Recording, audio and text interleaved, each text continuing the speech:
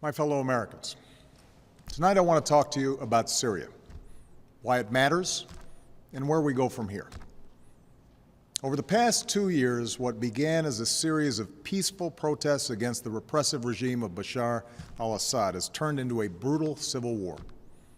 Over 100,000 people have been killed. Millions have fled the country. In that time, America has worked with allies to provide humanitarian support, to help the moderate opposition, and to shape a political settlement. But I have resisted calls for military action because we cannot resolve someone else's civil war through force, particularly after a decade of war in Iraq and Afghanistan. The situation profoundly changed, though, on August 21st, when Assad's government gassed to death over 1,000 people, including hundreds of children. The images from this massacre are sickening. Men, women, children lying in rows, killed by poison gas, others foaming at the mouth, gasping for breath. A father clutching his dead children, imploring them to get up and walk.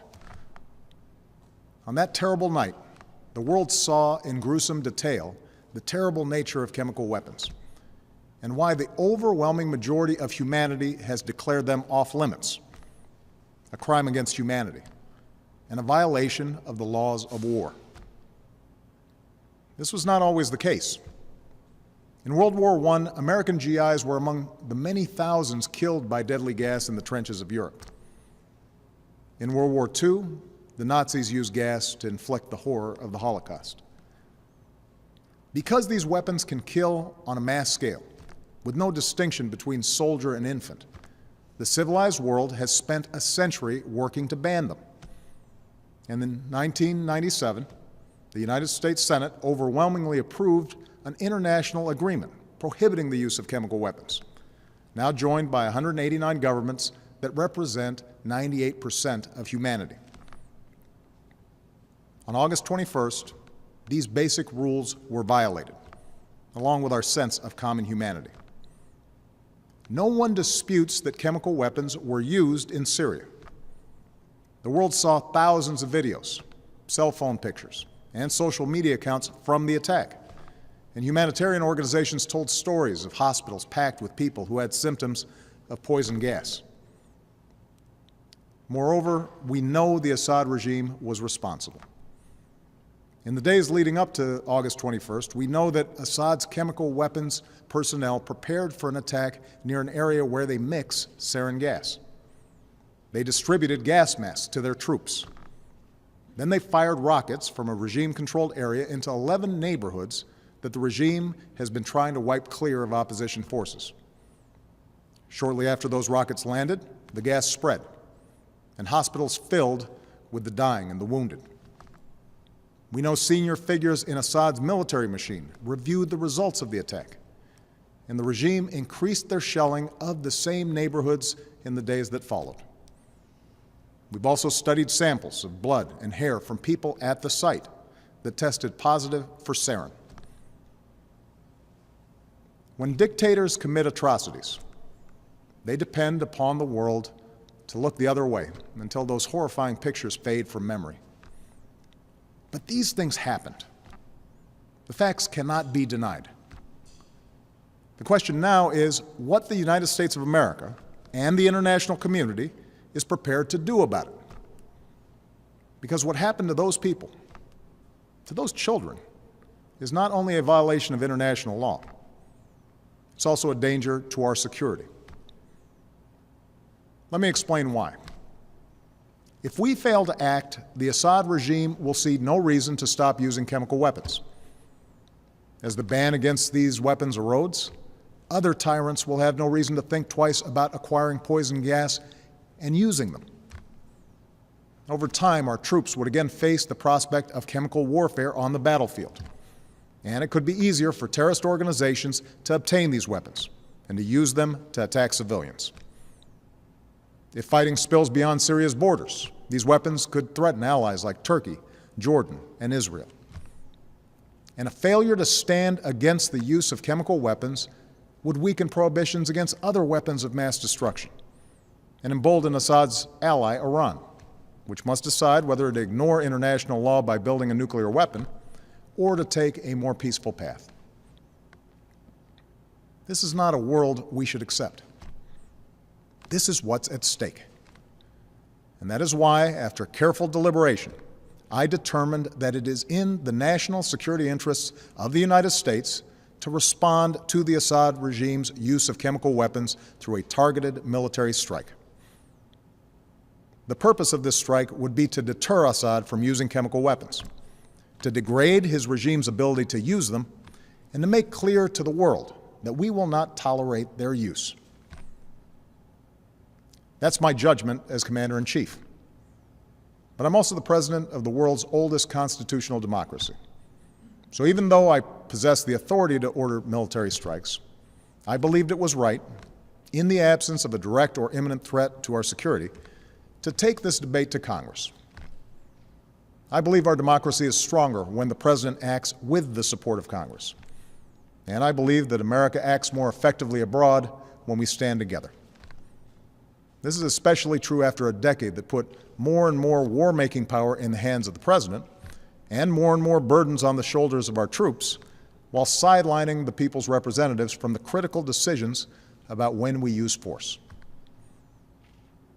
Now, I know that after the terrible toll of Iraq and Afghanistan, the idea of any military action, no matter how limited, is not going to be popular.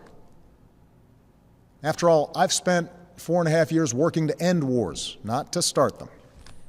Our troops are out of Iraq. Our troops are coming home from Afghanistan.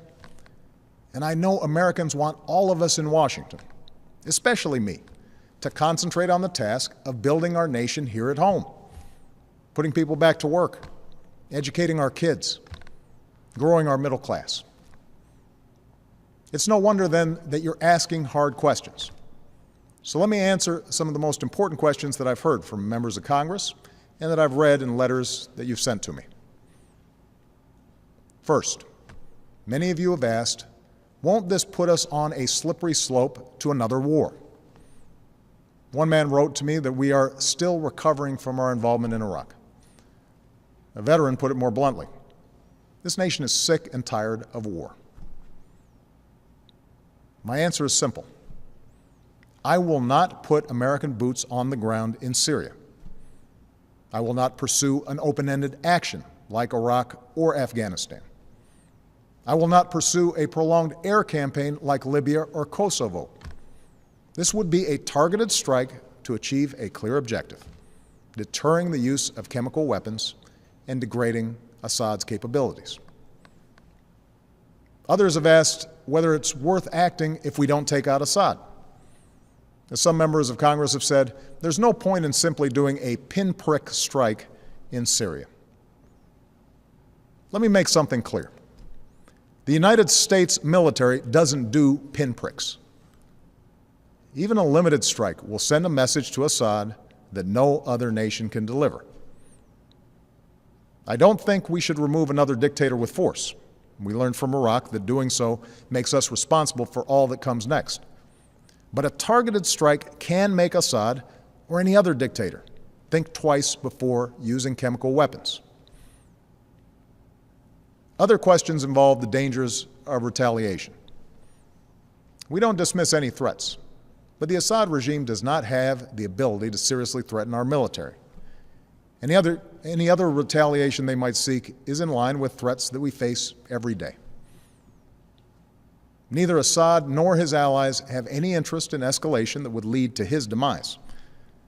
And our ally Israel can defend itself with overwhelming force, as well as the unshakable support of the United States of America. Many of you have asked a broader question. Why should we get involved at all in a place that's so complicated and where, as one person wrote to me, those who come after Assad may be enemies of human rights? It's true that some of Assad's opponents are extremists, but al-Qaeda will only draw strength in a more chaotic Syria if people there see the world doing nothing to prevent innocent civilians from being gassed to death. The majority of the Syrian people and the Syrian opposition we work with just want to live in peace, with dignity and freedom.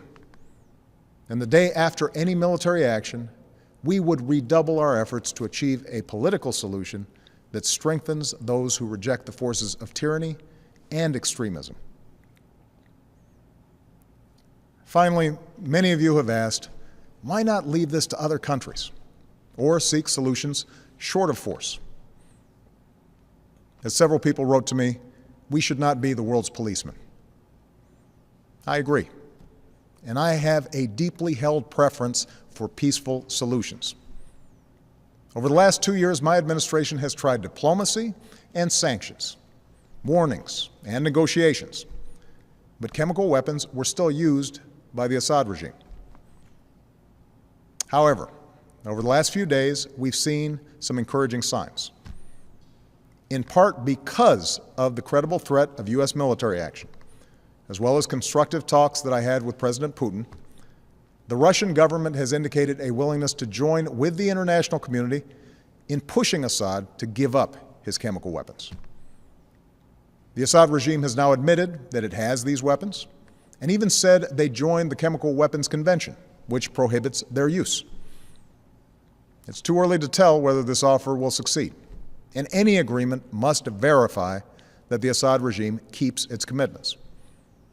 But this initiative has the potential to remove the threat of chemical weapons without the use of force, particularly because Russia is one of Assad's strongest allies. I have therefore asked the leaders of Congress to postpone a vote to authorize the use of force while we pursue this diplomatic path. I'm sending Secretary of State John Kerry to meet his Russian counterpart on Thursday, and I will continue my own discussions with President Putin. I've spoken to the leaders of two of our closest allies, France and the United Kingdom, and we will work together in consultation with Russia and China to put forward a resolution at the UN Security Council requiring Assad to give up his chemical weapons and to ultimately destroy them under international control. We'll also give UN inspectors the opportunity to report their findings about what happened on August 21st. And we will continue to rally support from allies from Europe to the Americas, from Asia to the Middle East, who agree on the need for action. Meanwhile, I've ordered our military to maintain their current posture, to keep the pressure on Assad, and to be in a position to respond if diplomacy fails. And tonight I give thanks again to our military and their families for their incredible strength and sacrifices. My fellow Americans, for nearly 7 decades, the United States has been the anchor of global security. This has meant doing more than forging international agreements. It has meant enforcing them. The burdens of leadership are often heavy, but the world's a better place because we have borne them. And so, to my friends on the right, I ask you to reconcile your commitment to America's military might with a failure to act when a cause is so plainly just. To my friends on the left, I ask you to reconcile your belief in freedom and dignity for all people with those images of children writhing in pain and going still on a cold hospital floor. For sometimes resolutions and statements of condemnation are simply not enough. Indeed, I'd ask every member of Congress and those of you watching at home tonight to view those videos of the attack and then ask, what kind of world will we live in if the United States of America sees a dictator brazenly violate international law with poison gas and we choose to look the other way? Franklin Roosevelt once said, "Our national determination to keep free of foreign wars and foreign entanglements cannot prevent us from feeling deep concern when ideals and principles that we have cherished are challenged." Our ideals and principles, as well as our national security, are at stake in Syria, along with our leadership of a world where we seek to ensure that the worst weapons will never be used. America's not the world's policeman. Terrible things happen across the globe, and it is beyond our means to right every wrong. But when, with modest effort and risk, we can stop children from being gassed to death and thereby make our own children safer over the long run, I believe we should act. That's what makes America different. That's what makes us exceptional. With humility, but with resolve, let us never lose sight of that essential truth. Thank you, God bless you, and God bless the United States of America.